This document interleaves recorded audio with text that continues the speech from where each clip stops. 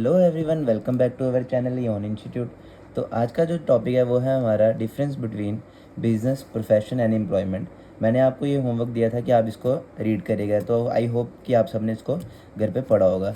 तो चलिए फिर भी मैं आपको आगे कुछ इसका मीनिंग समझा देता हूँ पूरा, ठीक है। बेसिस इसके क्या क्या हैं और बिजनेस, प्रोफेशन और एम्प्लॉयमेंट का डिफरेंस क्या है।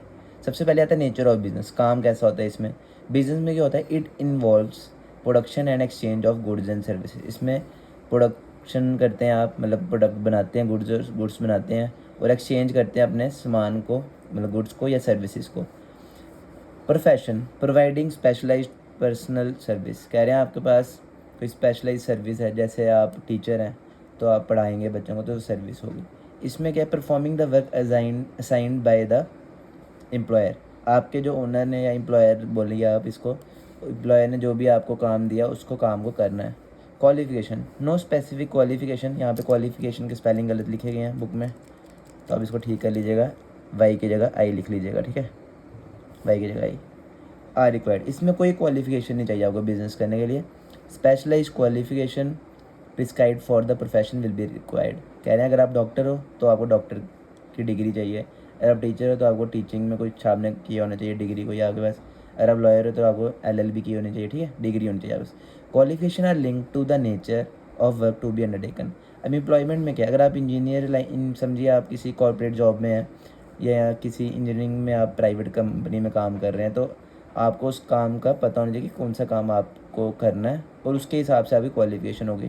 जैसे आप कंपनी में लग रहे हैं, समझिए आपने BCom की है या कोई भी BSc की है, BA की है ग्रेजुएशन बेसिस पे, तो आपको काम के हिसाब से आपकी क्वालिफिकेशन देखी जाती है। Mode of establishment, legal formalities if required will be perform. इसमें क्या है कि जब आपने एस्टेब्लिश करना है बिज़नेस, तो इसमें क्या होता है, लीगल फॉर्मेलिटीज़ लगती हैं अगर ज़रूरत पड़े तो। Membership of a professional body is needed. इसमें क्या क्या, अगर मेंबरशिप होनी चाहिए, कोई सर्टिफिकेट होना चाहिए आपके पास कि हाँ ये आप डिग्री कर रहे हो, आप डॉक्टर हो या कोई लॉयर हो, ठीक है। Appointment will be sufficient to take up the job. इसके लिए आपको खाली अपॉइंटमेंट लेनी पड़ती है, उसके बाद आपका इंटरव्यू वगैरह होगा, तो बस आपका, अगर आप सिलेक्ट हो गए तो आपको जॉब मिल जाएगी easily. Capital investment are needed as per the nature and scale of business. अगर आपका स्मॉल स्केल बिजनेस है तो आपको कम इन्वेस्टमेंट चाहिए, और क्या काम है आपका उस हिसाब से। अगर आपका लार्ज स्केल बिजनेस है तो आपको ज़्यादा इन्वेस्टमेंट चाहिए।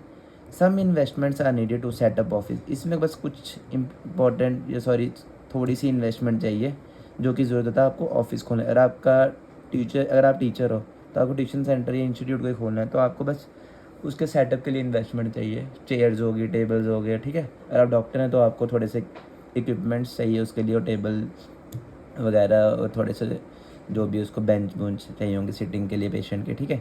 No investment is required. Employment में आपको कोई पैसा नहीं लगाना। रिवॉर्ड और रिटर्न, इसमें क्या है कि प्रॉफिट मिलता है बिजनेसमैन को। प्रोफेशन में फ़ीस जो चार्ज करता है क्लाइंट से, वो सर्विस की वो मिलती है, फ़ी होती है। और इसमें सैलरी और वेज, सैलरी होती है आपकी इनकम, जैसे महीने की तनख्वाह, और वेज होती है आपकी दिहाड़ी, ठीक है। Risk, it is faced by lot of, इसमें बहुत बिजनेस में बहुत रिस्क होता है, इसमें प्रोफेशन में लिमिटेड होता है और एम्प्लॉयमेंट में कोई रिस्क नहीं होता। कोड ऑफ कंडक्ट, इट में follow the code of conduct devised by the business और ट्रेड एसोसिएशन। इसमें कुछ रूल्स होते हैं, उसी के आधार पे आप बिज़नेस करते हैं, ठीक है, वो आपको फॉलो करने पड़ते हैं, जो ट्रेड एसोसिएशन ने रूल्स निकाले होते हैं। फिर उसके बाद आ गया following of code of conduct of professional bodies. इसमें कुछ रूल्स होते हैं जो आपको चाहिए। फिर उसके बाद आ गया only rules and regulation related to the job are follow. इसमें खाली जो रूल्स एंड रेगुलेशंस हैं, कोड ऑफ कंडक्ट कोई रूल एंड रेगुलेशन बोलते हैं, तो खाली वही चाहिए जो आपके जॉब में चाहिए, ये नहीं कि एक्स्ट्रा नहीं आपको कोई रूल देंगे, ठीक है। मोटिव, प्रॉफिट अर्निंग इसका मोटिव है। इसमें क्या कि सर्विस देना सोसाइटी को और अर्न करना इनकम उनसे फीस के बदले, ठीक है। अर्निंग ऑफ सैलरी, इसमें सैलरी और वेजेस मिलती है, इसका ये मोटिव है। Transfer of interest, transfer possible with some formality. इसमें ट्रांसफ़र आप कर सकते हैं कि थोड़ी थोड़ी फॉर्मेलिटी लगेंगी, इसमें नॉट पॉसिबल, इसमें भी नॉट, ठीक है। अब इसमें आप ट्रांसफ़र नहीं कर सकते किसी को, इसको नहीं कर सकते, सॉरी, इसको कर सकते हैं, ठीक है। तो ये था आपका डिफरेंस का ओवरव्यू। चलिए आगे चलते हैं ज़रा, क्या आगे। अब आते हैं इसके ऑब्जेक्टिव्स ऑफ बिजनेस। इससे पहले चलिए, सबसे पहला ऑब्जेक्टिव कौन सा आपका, इकोनॉमिक ऑब्जेक्टिव। उसके बाद कौन सा आपका, सोशल ऑब्जेक्टिव, ठीक है। तो इसको मीनिंग को पढ़ने की ज़रूरत नहीं है, ये कुछ नहीं है, ज़्यादा इंपॉर्टेंट नहीं है, आपने simple economic objective. Economic objectives में क्या है, प्रॉफिट अर्निंग फर्स्ट, इसका, ठीक है, हम थोड़ा थोड़ा करेंगे, पूरा पूरा नहीं करेंगे इसका। कह रहे हैं it can not be denied that business is started for earning profit. कह रही है आप ये नहीं कह सकते कि बिजनेस जो है वो प्रॉफिट के लिए नहीं है, हमेशा वो प्रॉफिट के लिए होता है।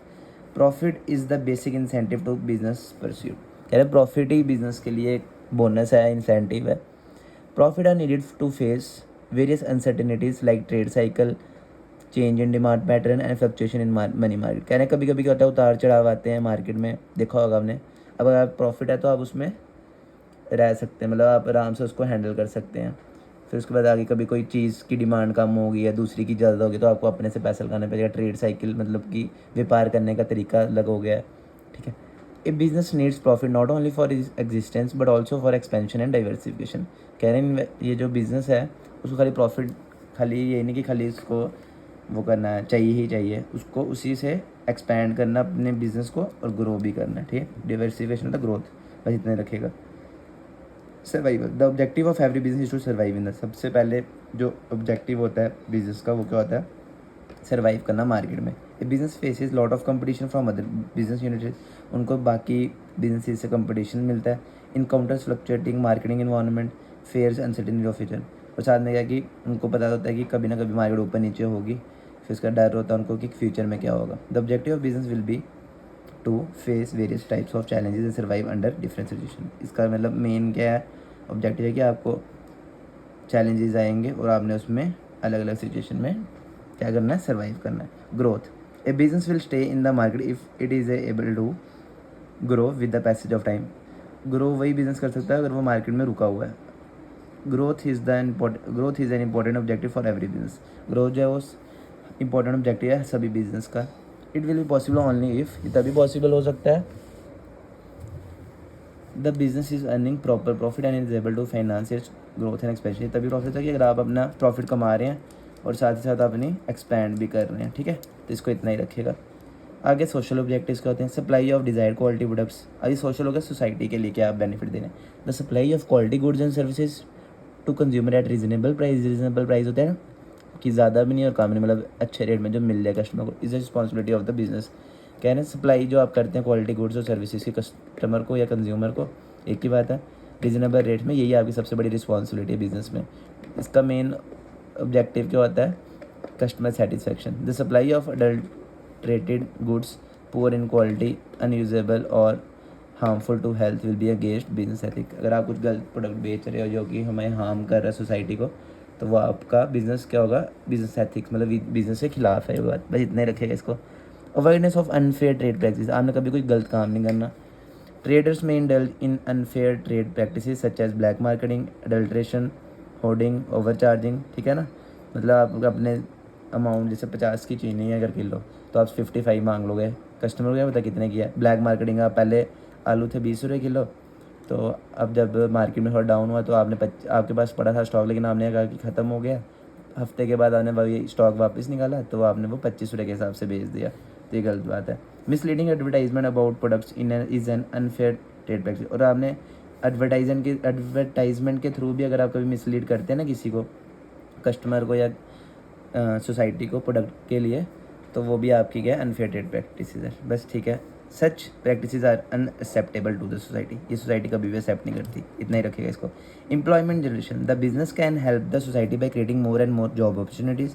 यार बिजनेस हेल्प करता है सोसाइटी की ज़्यादा से ज़्यादा जॉब अपॉर्चुनिटी लाता है। The expansion of business not only helps in employing more person in the factory but it has a simple effect multiple effect. कह रहे हैं एक्सपेंड बिजनेस जो बढ़ता है उसका मतलब ये नहीं है कि आपको जॉब ही मिलेगी, इसका मतलब ये है कि आपको और भी उससे ज़्यादा इफेक्ट पड़ेंगे।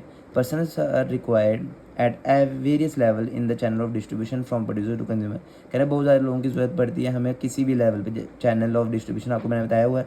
प्रोड्यूसर के बाद क्या आता है हमारा होलसेलर, होलसेलर के बाद है रिटेलर, रिटेलर के बाद है कंज्यूमर।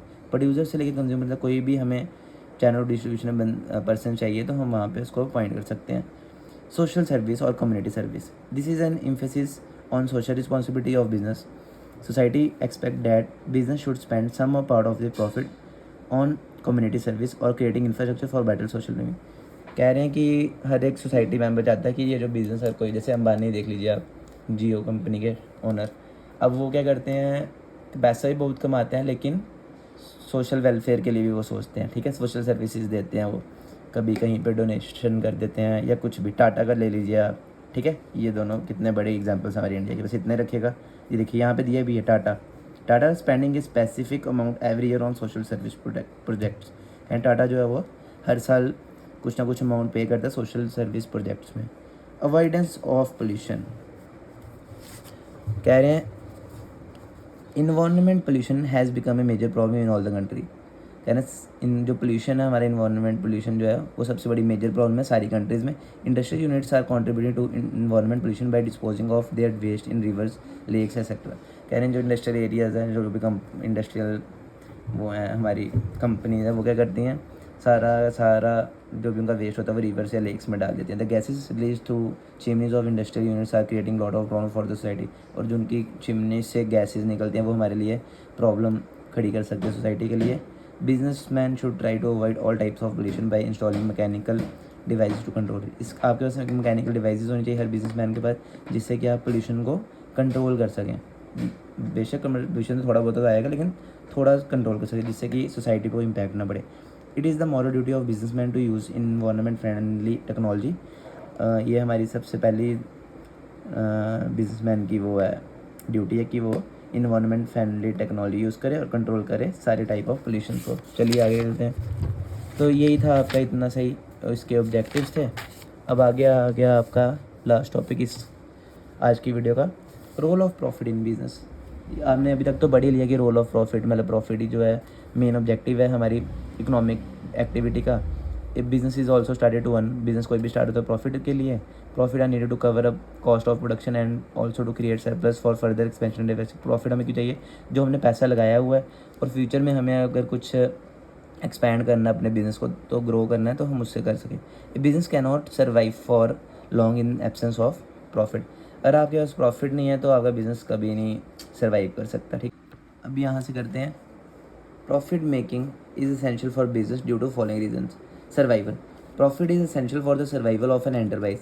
किसी भी एंटरप्राइज के चलने के लिए या उसको सर्वाइव करने के लिए मार्केट में प्रॉफिट ज़रूरी है। No unit can continue for long, कोई भी अगर कंपनी या कोई भी यूनिट का कोई बिजनेस है वो लंबी देर तक कंटिन्यू कर सकता है और उसको लॉसेज ही हो रहे हैं बड़ी देर से। A unit need replacement of old assets, it has to face adverse situation in the business, it is the profit और surplus which enable unit to meet various expenditure needs. हाँ, कह रहे हैं आपको कभी कोई सिचुएशन आती है कि अगर पैसा नहीं है, मार्केट डाउन हो गई है, कोई आपके प्रोडक्ट बिक नहीं रहे हैं, तो आपको करना पड़ेगा अपने जो प्रॉफिट का पैसा था उसी को इन्वेस्ट करना पड़ेगा आगे, ठीक है। Expansion and growth, profit are the main source for the growth of business. Profit जो है मेन सोर्स है हमारी बिजनेस की ग्रोथ के लिए। Using one's own profit for financial expansion and diversification is the best resource. आप अपना ही profit अपने बिजनेस में लगाएंगे और ग्रो करेंगे उसको, ये बेस्ट सोर्स है आपका, ठीक है, बस इतने रखिएगा। Symbol of efficiency, profit earning of an enterprise is considered as measure of efficiency. कहना है प्रॉफिट हो रहा है तो आपकी क्षमता भी काम करने की बढ़ेगी। पीपल जज the performance of a unit from the profit earn by it. को लोग जो होते हैं वो आपको जज करते हैं कि आप कितना प्रॉफिट कमा रहे हो। जैसे टाटा देखा होगा, टाटा कंपनी प्रॉफिट कमा रही है तो आज उसका नाम है ना, लोग हम जज कर पा रहे हैं, हाँ भाई बहुत अच्छी परफॉर्मेंस है उसकी। The earning of profits over a period of time indicate the success. अगर आप प्रॉफिट कमाते रहेंगे, कुछ पीरियड के लिए कमाते रहेंगे, तो इसका समझ जाइए कि आप सक्सेसफुल हो रही है आपकी enterprise. Reward for bearing risk, अगर आप कोई रिस्क लेते हैं उसके लिए क्या रिवॉर्ड मिलता है, प्रॉफिट ही आपका रिवॉर्ड है बिजनेसमैन के लिए अगर आप वो रिस्क लेते हैं। A businessman invest money in business with a hope to earn profit. Businessman पैसा लगाता है अपना इस उम्मीद से कि उसको प्रॉफिट हो, ठीक है, बस इतना ही। हेल्प टू गेन रेपुटेशन और गुडविल। रेपुटेशन तो आपने सुना ही होगा कि जैसे पहलवान हमारे जम्मू का, मैं आपको बताता हूँ, या कोई भी बीकानेर ले लीजिए या कोई भी ले लीजिए ब्रांड है, अब उसकी रेपुटेशन बनी है ना कि वो हल्दीराम ले लीजिए, पूरी मार्केट में वो मिलता है। आप किसी भी स्टेट में हो, किसी भी गली में हो, कहीं पे भी आप हो, आपको हल्दीराम के प्रोडक्ट्स मिल जाएंगे। अब वो कैसे मिलेंगे, उसकी रेपुटेशन बन गई है। The profit earning businesses have better reputation in the market as compare to those faces losses. कह रहे हैं जो प्रॉफिट में रहेंगे हमेशा उनकी क्या होती है, रेपुटेशन बनी होती है मार्केट में एज़ कम्पेयर टू जो लॉस में हो। The higher rate of profit helps in creating goodwill for the business. अगर आपके पास ज़्यादा प्रॉफिट है तो आपकी गुडविल ज़्यादा बनेगी। Higher profit also help in increase of value of shares. और अगर आगे ज़्यादा प्रॉफिट हो रही है आपकी कंपनी की, आपके शेयर्स भी बढ़ सकते हैं, शेयर्स की कीमत बढ़ सकती है। The company earning higher profits are able to arrange loans and obtain credit moral. जिन कंपनीज के पास प्रॉफिट अच्छा होता है उनको आसानी से लोन भी मिल जाता है और वो उधार भी उनको कहीं से मिल जाएगा, ठीक है। लोन भी अरेंज कर सकते हैं इजीली और कहीं से उधार भी ले सकते हैं वो, ठीक है। तो बस इतना ही सही है आज का आपकी वीडियो में टॉपिक्स हैं। 3 टॉपिक मैंने करा दिए आपको। Difference between business, profession and employment. Second one objectives of business, जो कि थे इकोनॉमिक एंड सोशल ऑब्जेक्टिव्स। और third one is role of the profit in business. तो आज की वीडियो में बस इतना ही। तब तक आप देखते रहिए in your institute. Thank you.